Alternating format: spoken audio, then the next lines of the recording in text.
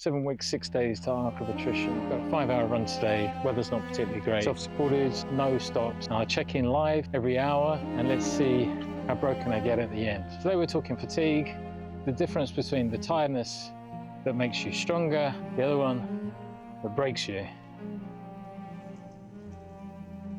Hi, I'm the Ox, 50-something, training for my next ultra. 6 training sessions a week, plus strength and conditioning. A few years of ultras under my belt now.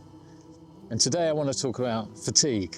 Fatigue is the biggest single deal between a breakthrough and the physio's table, especially when you're an older runner. Let's break it down properly. Fatigue, bad. Short answer, no. When training, we can put fatigue into 3 areas. First one is functional overreaching. That's where fatigue is good. 7 to 14 days progressive overload followed by recovery leads to 3 to 8% increased performance. Non-functional, bad. Several days recovery, maybe weeks. Last one is overtraining syndrome, which takes months or years to fix. The best ultra runners stay in zone 1 multiple times as they lead up to their next race. The trick is not to fall into that second zone. Fatigue comes from 4 separate tanks that empty at different speeds. Weather's really bad, bit cold, found a little bit of shelter here, so here we go. First one, metabolic, that's your energy store, feeds your muscles. So you're out running for 20 miles and effort is the same, but all of a sudden everything gets really, really difficult. You're out of glycogen. You haven't fueled enough. Your glycogen stores have diminished. You need to eat something, have a rest. The second tank, we call that neurological, neuromuscular. Your brain, your wiring for your nerves. When you hit a hill and you say, right, I'm going to push up this hill, and nothing happens. Nervous system's exhausted. You've done too many long runs back to back. Third bucket, hormonal, that's your stress and your mood bucket. If you wake up feeling irritable and you didn't have a particularly good night's sleep, probably your cortisone levels are high and testosterone low. Growth hormones are diminished. You've done too much. The last bucket, mechanical, structural bucket, is when we wake up in the morning, everything's fine, but we have this niggle that won't go away. Or we go running and for the first mile, our knees hurt. This is micro damage. Unfortunately, older runners have less collagen, so that means where it takes us 20 to 40% more to recover than a runner under 30 years old. We need to look after ourselves. These niggles, we need to listen to them. We need to listen to our body. Collagen, who needs it? Older runners, they have less of it. Okay, 1 hour in. I'm stopping, right? Metabolic, green light, legs 10. Neurological, people out of 10, green light. Hormonal, I'm enthusiastic. I'm probably more enthusiastic now than when I started. Mechanical, green light. All right, 2 hours, and mechanically, I'm still green, neurologically. But I wouldn't say I was as sharp as I was when I started. Hormonal. I don't think I'm enthusiastic as I was an hour ago. Probably about 3 hours in and losing my mind a bit. I can't remember what I was supposed to say. I put my legs down as amber. I've given them a 6. Neurological, what to say? I'm not sharp as I was. I won't put myself as an amber yet, but maybe a 7 out of 10. And then hormonal. Will to live. Still good. Mechanical. Everything is working. Everything is starting to hurt.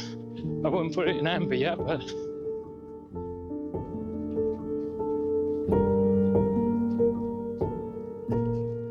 rain on me. Yeah. 4 hours. An hour to go. Right, metabolic. Dark amber, my legs are tired. Neurological in green, then like a 7. Hormonal, my mood was bad. I was not enthusiastic. I put myself at a 5. drifting towards an amber. And the last one, mechanical, everything, to be honest, everything is a little bit sore. If my arms are tired, perceived effort, it's a lot harder now than it was when I got started. We're 5 hours in and we're finishing. Metabolic at 5 amber, legs tired, neurological. But I wouldn't say that my stride is fantastic, but I'll give that amber as well. Hormonal, I'm emotional, amber 4. Mechanical, discomfort's building. Feet and heels, hamstrings. Generally, 5 amber. 40k. Saturday, 5 hours and a bit. I'm done. I'm feeling really tired. My question is, how do we monitor our fatigue, our 4 tanks? So number 1 is elevated resting heart rate. Get a base rate after over a few days, especially after a rest day, and then check that each morning. If it's elevated 5 to 8%, sign of fatigue. The other one is how's your appetite in the morning? If it's good, that's a nice sign that you're rested. Check if you're dehydrated. Look at the colour of your pee in the morning. If it's really dark, it's another sign that you're dehydrated. For neurological, you can get a little app on your mobile, like a tap test, and look at your response times. Again, if it's like 5, 8% down, a sign of neurological stress or fatigue. Next one is hormonal. How do you feel in the morning when you get up? Give yourself a little test, 1 to 5, 5 being good, 1 being really grumpy. If you've had an irritable night's sleep, what's your mood like? Oh, if you're down at 1, it's probably a sign that you've got high cortisol. You should have a day's rest. And the last one is mechanical. Mechanical, you get up, you feel like you've got lots of energy, however, you've got a little niggle in your Achilles or your bottom of your feet sore. How do you feel when you do a little jumping up and down? Do you have any pain anywhere in your tendons? And the last one is your range of movement. Do you have any restricted range of movement? Have a stretch, do a little light lunge. Another sign that you've got micro damage. You need to look after yourself. Yeah, here's the big question. How much is too much, especially for the mature runner?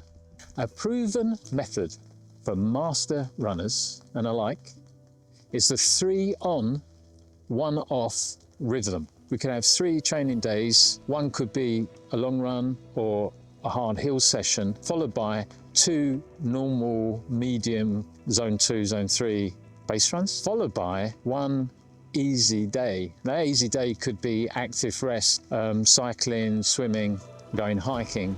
Whatever it is, it just needs to be low effort. If you follow that rhythm, you'll be able to train for 6, 7 days a week without the wheels falling off. A real world example, runner A does 6 sessions a week, 5 of them easy, and then followed by a long run with some tempo hill work built into the long run. That runner can train for 7, 14 days like that, no issues, carry on. Runner B trains for 4 days hard, hill session, a 30-miler, threshold run, hill sprints, does that for 4 days and repeats. 7 to 9 days, the runner's going to blow up. I'm in that Camp A.